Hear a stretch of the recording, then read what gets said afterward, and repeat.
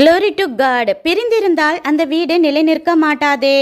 அபிஷேகத்தில் நிறைந்த சிம்சோன் எந்த பெண் தேவ சித்தம்னு ஆலோசனை கேட்டு ஜெபிக்கல. பேரண்ட்ஸும் ஏன் நம்ம சொந்தத்தில் பெண்ணே இல்லையான்னு கேட்க சிம்சோன் தேவ ஜனம் இல்லாத பெலிஸ்தரில் தான் ஒரு பெண்ணை நேசிக்கிறேன், பண்ண அவளை தான் கல்யாணம் பண்ணுவேன்னு ஒத்த காலில் நிற்கிறாரு. இப்படி வேற வேற கருத்துக்களால் வீடு பிரிந்தது.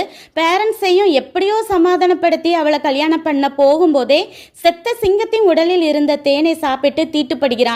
அவன் மனைவியும் கொஞ்ச நாளில் மரித்து போகிறாள்.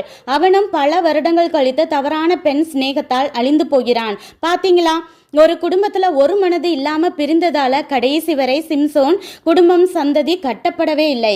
பிசாசு ஆதாம் காலத்திலிருந்தே குடும்பத்தின் ஒரு மனதை குலைத்து பிரியறதுக்கு தான் போராடுறான்.